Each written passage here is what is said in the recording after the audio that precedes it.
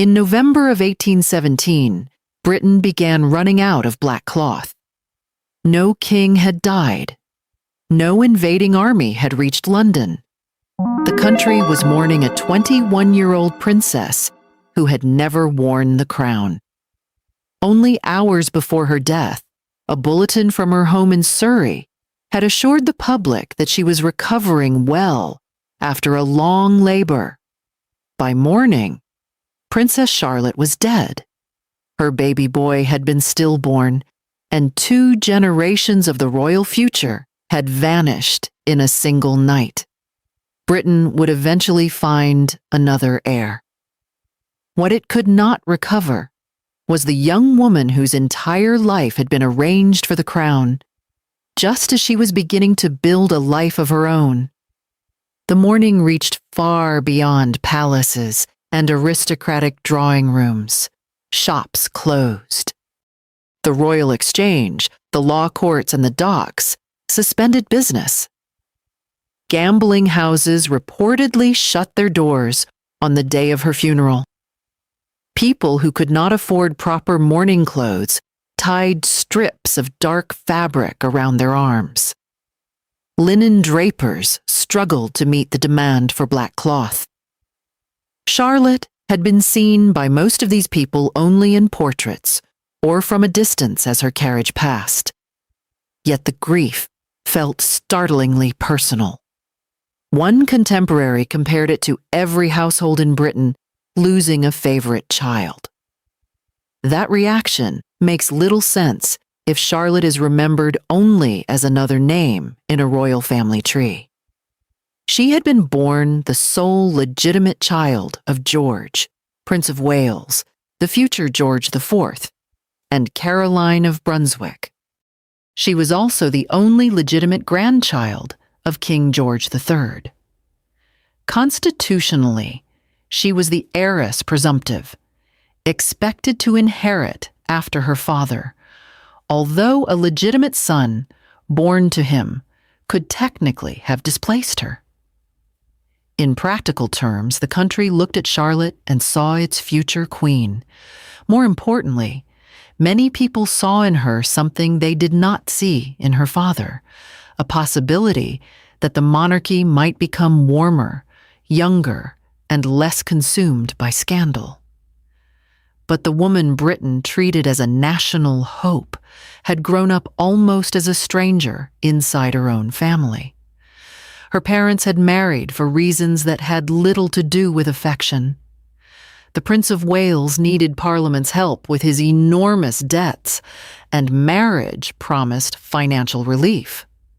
Caroline arrived from Brunswick as the chosen bride. The couple disliked each other almost immediately.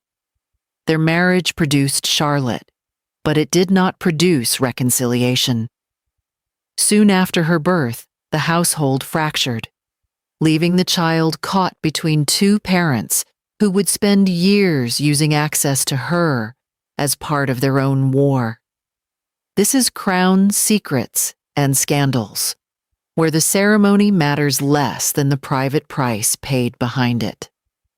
Charlotte's story is more than an account of a princess who died young. It is the story of a girl who was valued as a continuation of the monarchy, while repeatedly denied control over her own home, companions, and marriage, and of the brief period in which she challenged that arrangement and won. To understand why Britain mourned her so intensely, we have to meet Charlotte before the nation turned her into a symbol. When she was still a small girl learning that even affection could be removed by royal command. Charlotte Augusta was born at Carlton House on the 7th of January, 1796. Her grandfather, George III, welcomed the arrival of his first legitimate grandchild and was reportedly pleased that the baby was a girl. The king would become one of the few warm figures in Charlotte's early life. A story from her childhood describes her recognizing him on horseback from a remarkable distance, watching until the familiar rider crossed the park toward toward her. Whether every detail survived perfectly in later recollection matters less than what the story represented.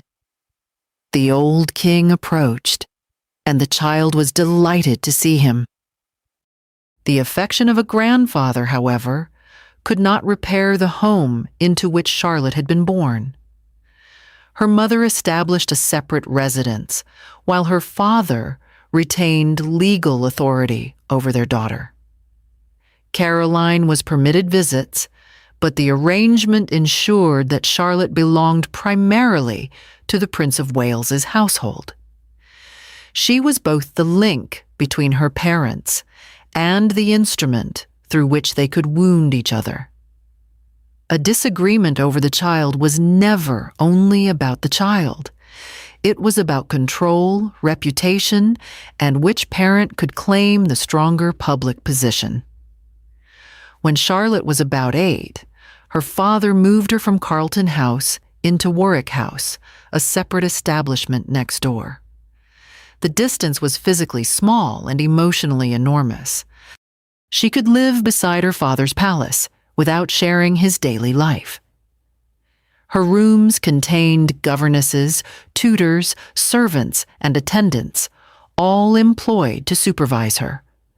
What they could not provide was the certainty that they would remain. Lady Elgin, a governess Charlotte loved, was made to leave. Age was offered as the respectable explanation, but accounts of the period suggest that the Prince of Wales was angered because Lady Elgin had taken Charlotte to see the king without his permission.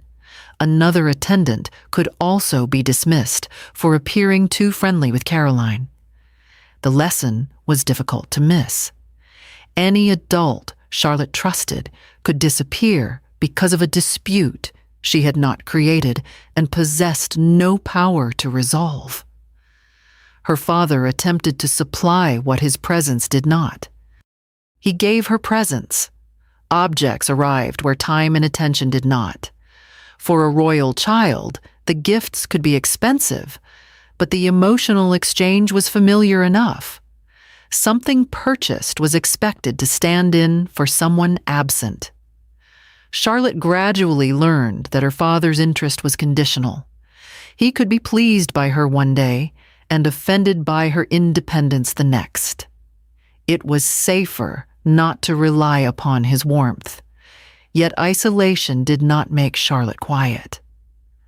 The surviving descriptions present a girl who was energetic, candid, and difficult to press into the narrow shape expected of a princess. She loved horses and rode with confidence. She enjoyed music. She could be impulsive, untidy, and impatient with courtly restraint. Her spelling was poor, her opinions were strong, and her manners sometimes alarmed the adults charged with refining her. Courtiers wanted controlled dignity. Charlotte kept revealing a recognizable human temperament. At 16, she read Jane Austen's Sense and Sensibility and told her friend that she resembled Marianne Dashwood. It was an unusually revealing comparison. Marianne is intelligent, emotionally open, and inclined to act before caution can intervene. Charlotte admitted that she shared some of that imprudence, although perhaps not all of Marianne's goodness. The observation contains humor and self-knowledge. It also shows how clearly Charlotte understood the traits that worried her household. She did not imagine herself as the perfectly composed heroine of an official portrait. She recognized the reckless one. The friend who received such thoughts was Margaret Mercer Elphinstone, known to Charlotte simply as Mercer. Their correspondence gave the princess somewhere to place the feelings that could not safely remain inside the royal household. Charlotte wrote about her father, her mother, possible husbands, loneliness, irritation, and hope. The letters were not the polished declarations of a future sovereign. They were often hurried and unguarded. That is precisely why they matter. Portraits preserved Charlotte as the nation wished to see her. Her letters preserved the voice of the girl inside the portrait. Before Charlotte fully understood the danger of candid letters, however, she became involved in an uncertain attachment to a young officer named Charles Hesse. Later accounts differ over the exact character of the relationship. It may have been a teenage flirtation rather than a serious romance. What is clear is that Charlotte wrote to him and later wanted the letters returned. Hesse resisted. According to one account, he claimed that some had been placed in a locked chest with instructions for the chest to be thrown into the Thames if he died. The episode could easily be reduced to royal gossip, but something more serious sits underneath it. Charlotte was a lonely teenager whose private words could become political material. Her mother appears to have encouraged opportunities for her to see Hesse, although Charlotte later wondered whether the officer had truly been interested in the daughter or in Caroline herself. Even in affection, the boundaries of her family remained unstable. A letter written because she wanted to be understood might one day be used to embarrass her. Mercer offered something different: loyalty without an obvious political price. Through that friendship, Charlotte found a listener. But no friend could alter the structure around her. Her father remained the man who controlled her household, and in 1811, his political authority expanded dramatically. George III's illness made him unable to continue ruling. The Prince of Wales became Prince Regent, exercising the powers of the crown in his father's name. Charlotte was not brought inside to witness the ceremony that elevated her father. Instead, she rode in the gardens outside Carlton House, attempting to see through the windows. It is difficult to find a clearer image of her position. She was central to the dynasty's future and still remained outside the room. The ceremony gave her father greater authority over the country. It also strengthened the hand already controlling almost every part of her life. As Charlotte moved toward adulthood, her value on the European marriage market increased. She was young, prominent, and expected to inherit the British throne. To diplomats, her marriage was not primarily an intimate decision. It was a way to connect states, stabilize alliances, and determine where future influence might travel. Her father began to treat the question with the same assumptions that governed most dynastic marriages. The family would choose, ministers would negotiate, and the princess would comply. The preferred candidate was William, the hereditary Prince of Orange. A marriage between them promised to strengthen ties with the Netherlands after years of war and political upheaval in Europe. William was respectable, Protestant, and strategically useful. On paper, the arrangement offered almost everything the government wanted. Charlotte was less convinced. She met the prince and initially accepted the proposed engagement under intense pressure. She did not feel the romantic certainty she would later express about Leopold, but affection was not considered essential. Royal daughters had been married for diplomatic reasons for generations. Charlotte understood that duty would shape her future. What she would not accept was the possibility of being removed from Britain and required to spend much of her life in Holland. The issue was larger than personal preference. Charlotte expected to succeed to the British throne. She believed that her place was with the country she might one day govern. Promises could be drafted about dividing the couple's time between two nations, but she understood the weakness of those guarantees. Once married, a wife's practical freedom was limited. If her husband returned to his country, what force would ensure that she remained in hers. A second conflict involved her mother.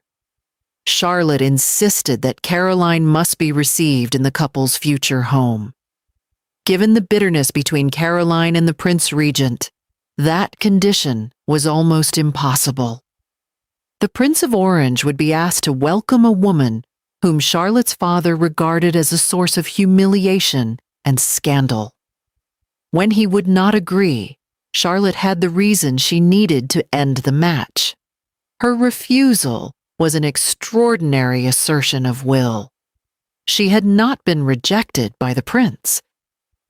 She had rejected an international arrangement supported by her father and shaped by government interests. In a private family, such disobedience might have produced an argument. In the royal household, it produced a campaign of control. The Prince Regent informed Charlotte that her existing attendants would be dismissed. She was to be sent to Cranbourne Lodge in Windsor Great Park, where access to other people could be tightly restricted. The punishment was disguised as a change of household, but Charlotte understood what it meant. The adults she knew would be removed, just as trusted figures had been removed when she was a child. She would live under closer watch until resistance became more difficult. Then Charlotte ran. She left Warwick House and entered a London street without the ordinary knowledge most people acquired simply by living freely. She did not know how to obtain a carriage for herself. A man who saw her distress reportedly helped her stop a hackney cab. The future Queen of Britain climbed inside a common hired vehicle and ordered the driver to take her to her mother's house. For a few hours, the royal family's private struggle escaped into public space. Charlotte was no longer a dutiful figure moving between palaces under supervision. She was an 18-year-old daughter fleeing her father. News traveled quickly. Caroline was away and had to be summoned. Whig politicians arrived to advise the princess. Members of the royal family came as well, including the Duke of York, who was prepared to enforce her return if persuasion failed. Charlotte had created a sensation, but she had not created a legal refuge. The law gave her father extensive authority over her. Her mother could not simply declare that Charlotte would remain with her. Opposition politicians might condemn the regent, but they could not guarantee the princess's freedom. By the end of the long confrontation, Charlotte's advisors told her that she had to return. She went back the following day. The escape had failed in the most immediate sense. She did not win a separate household or the right to arrange her life without interference. She was eventually sent into the controlled existence her father had planned. But the incident transformed the public understanding of their conflict. London now had a vivid image. The unpopular regent attempting to confine his spirited daughter, and the daughter running into the street rather than surrender quietly. Henry Brougham captured the mood in a blunt judgment. All are against the prince. Crowds responded to Charlotte with affection. During a later journey to the seaside, people gathered simply to watch her pass. Public displays described her as Britain's glory and Europe's hope. The more her father tried to manage her, the more the public identified with her resistance. Charlotte was becoming something the Prince Regent had struggled to be: personally popular. The attention did not remove her loneliness. Around this period, Caroline left Britain for the continent. Mother and daughter had never shared a stable or uncomplicated bond, but Caroline's departure still mattered. Charlotte had spent her life caught between her parents. Now the mother whose presence had been unreliable was leaving altogether. They would not see each other again.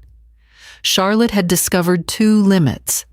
She could reject one husband, but she could not live indefinitely under her father's control. She could run from his house, but the law would send her back.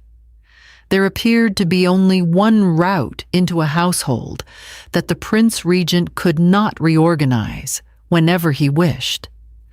Marriage had been designed as the instrument through which others would control her future. Charlotte decided it would become her escape.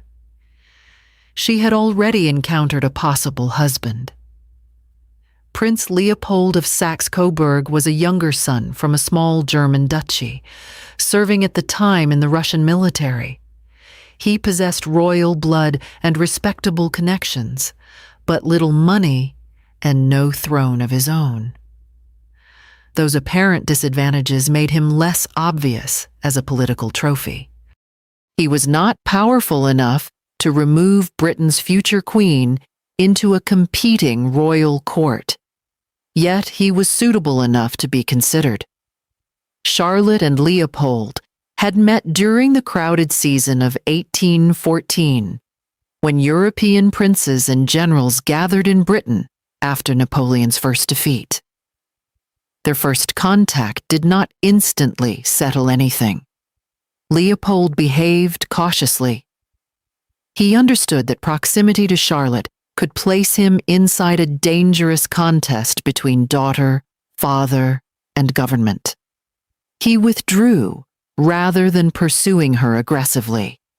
That restraint may have distinguished him from the men who treated Charlotte chiefly as an opportunity. He did not arrive demanding that she reorganize her future around him.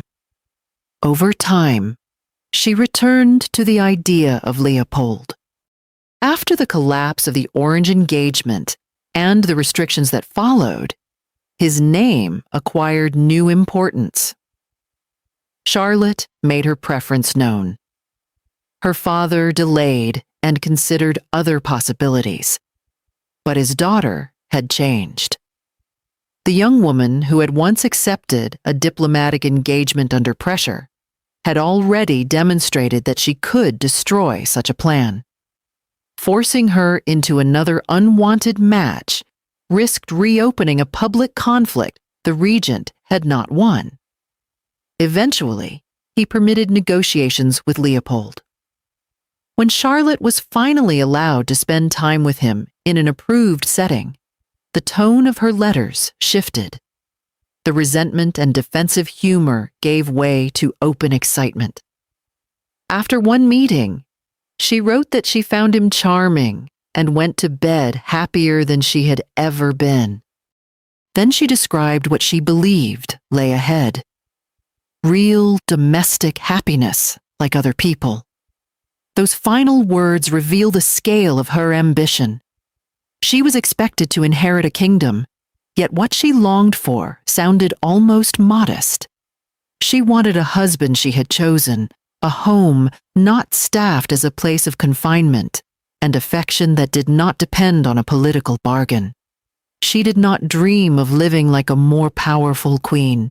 She wanted, for once, to live like other people. Charlotte and Leopold married on the 2nd of May, 1816, at Carlton House. The ceremony was held in the evening inside the palace associated with her father's extravagance and with so much of her childhood isolation. Outside, the public treated the marriage as a national celebration. Crowds filled the streets. Britain had waited years for a royal event it could greet without embarrassment. Leopold entered the marriage with little personal wealth. During the vows, when he promised to endow Charlotte with all his worldly goods, she reportedly laughed. It was a small breach of solemnity and completely in character. The princess, who had resisted tutors, diplomats, and her father, could still recognize the comedy in a nearly penniless prince promising his possessions to one of Europe's most valuable women. The wedding also offered a sharp contrast to the marriage that had produced her. Her parents had entered a hostile arrangement tied to money and dynastic obligation. Charlotte believed she had entered a partnership grounded in choice. The public shared that belief. When the newlyweds appeared at theaters, audiences rose and applauded them. Charlotte had not yet become queen, but she was already receiving the warmth her father's rank could not command for him. Marriage did not magically erase every difficulty. Charlotte remained young and accustomed to emotional extremes. Leopold was more disciplined and reserved. He encouraged greater steadiness in her, and observers noticed the change. Yet the important distinction is that calm no longer had to be imposed through surveillance. Charlotte was settling because she finally felt secure enough to do so. The couple moved to Claremont in Surrey in August of 1816. Parliament provided Leopold with an annual income of £50,000 so that the husband of Britain's future queen could maintain a suitable establishment. The money mattered politically. To Charlotte, the house mattered emotionally. Claremont was hers in a way Warwick House had never been. It was not a nursery from which a governess might suddenly disappear. It was not a residence beside her father's palace or a lodge selected to isolate her. It was the home she shared with the man she had chosen. For the first time, the walls around Charlotte did not automatically represent control. She planted and planned in the garden. She walked with Leopold and their dogs. She considered improvements to the estate and imagined a small tea house among the grounds. When post-war hardship left local men without work, Charlotte and Leopold employed people on the property. Younger men could perform demanding work. Older villagers who might otherwise be passed over were given lighter tasks along the paths and gardens. These gestures were not grand acts of policy, but they reveal something the official portraits cannot. Charlotte had grown up surrounded by paid attendants while lacking the emotional security of a family. At Claremont, she used a household of her own to create a measure of security for other people. The kindness was practical. It arrived as wages, work, and dignity. There was humor in the household as well. Shortly after the wedding, the Prince Regent visited and spent an extraordinary amount of time discussing the details of military uniforms with Leopold. Charlotte later treated her father's lengthy performance as evidence of his unusually good humor. She knew his vanity and could describe it without pretending he had become a different man. Marriage had not repaired their history. It had placed enough distance between them for her to observe him without being completely controlled by him. For approximately 18 months, Charlotte possessed the life she had fought to choose. Those months do not need to be exaggerated into perfection. No surviving marriage can be known entirely from letters and the recollections of a household. But contemporary observers repeatedly described Charlotte and Leopold as happy together. The restless princess appeared more settled. The future she had once imagined only in opposition to her father now had rooms, gardens, and daily routines. Then Charlotte became pregnant. The news converted her private happiness into a national event. A child would continue the direct royal line beyond Charlotte. Newspapers followed her health. Bookmakers accepted wagers on the baby's sex. Some commentators even tried to calculate what the arrival of a prince or princess might do to financial markets. One reported estimate claimed that a princess could raise values by 2.5%. while a prince might produce an increase of 6. However seriously anyone should take those calculations, They expose the logic surrounding her pregnancy. Charlotte's body had become part of the national balance sheet.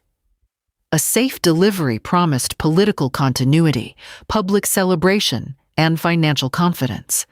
A son or daughter would not belong only to two expectant parents. Britain had already assigned the child a position in its own future. Charlotte herself waited at Claremont. She sat for portraits and prepared for motherhood, while officers of state prepared to attend the birth, as custom required. Leopold remained close. The household expected a difficult but ultimately celebratory confinement. No one could know that the medical decisions intended to protect the princess would later become part of one of the most debated royal deaths of the century. Sir Richard Croft was selected to oversee the delivery. He was an experienced and respected practitioner. Judging his decisions requires more than comparing them with modern obstetrics. In 1817, doctors worked without antibiotics, blood transfusions, reliable anesthesia, or the surgical safety later generations would take for granted. A cesarean operation would almost certainly have killed Charlotte. Forceps could save a life, but in the wrong circumstances they could also cause catastrophic injury. Croft belonged to a cautious school. He believed in allowing labor to progress naturally and avoiding intervention for as long as possible. Accounts of Charlotte's pregnancy also describe a regimen intended to prevent the baby from growing too large. Her diet was restricted, and she was subjected to bloodletting, a familiar treatment within Georgian medicine. To her doctors, reducing her strength could appear to reduce danger. To a modern audience, the idea feels horrifying. A woman approaching childbirth was deliberately weakened before the greatest physical ordeal of her life. It is tempting to turn that horror into a simple verdict. Careless doctors starved and bled a healthy princess, then killed her by refusing to act. The record is not so tidy. The medical men believed they were protecting her, and the precise cause of Charlotte's death remains disputed. What can be said is that the system placed enormous confidence in theories that could not see the danger developing in front of it. The same pattern had followed Charlotte throughout her life. Men with authority decided where she would live, whom she would see, and whom she should marry. Now medical authority arranged her food, movement, and treatment. Again, control was justified as protection. This time, Charlotte complied. The expected date arrived in October and passed. The officials who were supposed to witness a royal birth came to Claremont, waited, and eventually left when labor did not begin. The royal family also returned to its ordinary occupations. Charlotte remained with Leopold and her attendants, increasingly uncomfortable and exhausted by the waiting. On the 3rd of November, labor finally began. At first, there was no clear reason to believe that it would end in catastrophe. Royal birth was dangerous, as childbirth was dangerous for women across Britain. But Charlotte was young and had previously appeared strong. Croft watched. The hours accumulated. Progress remained painfully slow. Monday passed into Tuesday. Tuesday moved toward Wednesday. Charlotte's labor continued for roughly 2 days. She received little nourishment during the ordeal. The cautious approach that had once appeared responsible began to look more frightening with every hour, but intervention offered its own dangers. Croft did not use forceps. Another medical opinion was available, yet the prevailing decision remained to wait. For Charlotte, the debate between intervention and patience was not theoretical. It was measured in exhaustion. Hour followed hour, while the entire future assigned to her narrowed into a single room at Claremont. Outside it, officers and servants waited for the cry of a living child. Across Britain, people expected news of the birth that would secure another generation. Leopold remained near his wife. He could not share the physical suffering or decide the medical questions, but he stayed through the labor as Charlotte's strength declined. The man she had chosen as a way out of her father's control could offer presence. He could not offer rescue. At approximately 9 o'clock on the evening of the 5th of November, Charlotte delivered a large baby boy. Contemporary accounts described him as physically well-formed. He never breathed. The child whose sex had inspired wagers, whose birth had been converted into financial prediction, and whose future place in the monarchy was already assumed, had entered the world dead. Attempts to revive him failed. The witnesses who had gathered for a royal birth found themselves confirming a stillbirth instead. Charlotte was told that her son had not survived. After 2 days of labor, she reportedly received the news with extraordinary composure and said it was the will of God. We cannot know everything contained inside that response. It may have reflected faith, shock, exhaustion, or the discipline expected of a royal woman even in private disaster. What the attendants saw was a mother who had lost her child and still appeared physically stable. Her attendants gave her nourishment. Her pulse and condition seemed reassuring enough that those around her believed the immediate danger had passed. The official witnesses departed. The household prepared a bulletin for the public, announcing the stillbirth while assuring the country that the princess herself was doing extremely well. That message traveled away from Claremont, carrying comfort Charlotte would never experience. Britain could grieve for the baby while believing its future queen had survived. There would be time, people assumed, for recovery, and perhaps another pregnancy. The royal line had suffered a loss, but it had not ended. Leopold, exhausted after remaining awake through the labor, took an opiate and lay down. He had watched Charlotte suffer for 2 days and had been told that the danger was over. The house began to quiet. Soon after midnight, Charlotte's condition changed. She became ill, complained of pain, and grew cold. Her breathing became difficult. Croft was called back to her bedside. Traditional accounts have emphasized internal or postpartum bleeding, and some reported signs supported that interpretation. Later medical researchers, examining descriptions of her final symptoms and the inconclusive post-mortem record, have argued that a pulmonary embolism may offer a more convincing explanation. That distinction matters because it limits the certainty with which anyone can judge the final hours. If a blood clot reached Charlotte's lungs after the prolonged labor, neither forceps nor a different response to visible bleeding would necessarily explain or reverse everything that followed. Medicine in 1817 did not possess the diagnostic framework needed to identify such an event. The doctors could observe that their patient was dying without fully understanding why. Croft attempted the treatments available to him.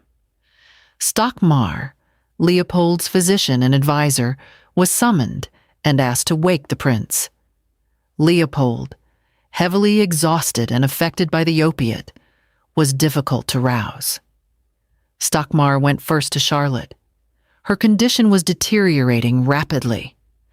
According to the account that survived, Charlotte took his hand and said, "They have made me tipsy."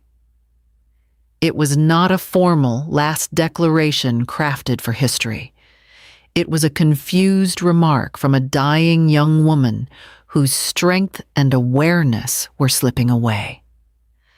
Stockmar left to try again to wake Leopold. Then Charlotte called the familiar name she used for him, Stocky. She called it twice. When he returned, she was dead. Princess Charlotte Augusta of Wales died in the early hours of the 6th of November, 1817. She was 21 years old. Her stillborn son had lived only as a national expectation, and now the mother who had been expected to rule Britain was gone as well. The tragedy became almost unbearable because the hopeful bulletin had already left Claremont. Across the country, people had gone to sleep believing Charlotte was safe. The announcement of her death did not follow a long public illness during which mourning could gradually begin.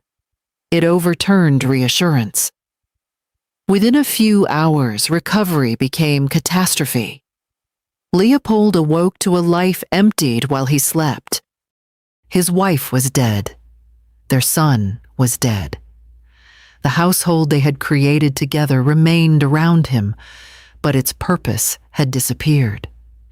The future that had seemed so secure at Claremont, marriage, parenthood, and eventually the crown, had ended in one room before anyone could fully understand that the danger had returned. The Prince Regent was devastated. The father who had attempted to govern Charlotte's movements, companions, and marriage could do nothing with her death. He became too unwell to attend her funeral. His grief does not erase the control he exercised over her, but neither should that history be used to pretend he felt nothing. Their relationship had contained anger, pride, affection, resentment, and repeated failure. Death ended the conflict without resolving it. Caroline was abroad and did not receive the news through the intimate protection of her own family. Accounts describe her learning of Charlotte's death through someone outside that circle. Whatever Caroline's failures as a mother, she had now lost her only child while separated from both Britain and the royal household. She would never stand beside Charlotte again. Public grief expanded with remarkable speed. Bells rang in mourning instead of celebration. Businesses closed, and black fabric disappeared from shops.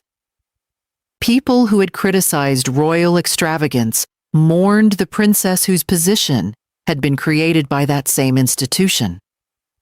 Charlotte had represented a cleaner beginning after the debts, mistresses and marital warfare associated with her father's generation. Her death felt like the loss of a future, more than the loss of one more royal life. The country also mourned the young woman it believed it knew. Charlotte had not been presented as remote or perfectly disciplined. Stories of her temper, humor, and resistance had made her vivid. Her flight through London had allowed ordinary people to imagine the emotional reality behind the title. She could be confined by a father. She could choose the wrong young man. She could fight an unwanted marriage. She could laugh during her wedding vows. These imperfections made her easier to love. Charlotte and her son were buried at St. George's Chapel, Windsor. The child was placed with his mother, the next generation resting beside the woman who had never lived to become queen. A public subscription later helped create a monument over the tomb. Stone could commemorate the loss. It could not answer the question now facing the monarchy. Who would inherit? At the moment of Charlotte's death, George III had many surviving children, but none had produced another legitimate grandchild who could secure the succession. Several royal sons had long-standing relationships and illegitimate children. Those children did not possess the necessary legal claim. Charlotte had been the one legitimate bridge between the aging king, the unpopular regent, and another generation. Her death set off what later became known as the royal baby race.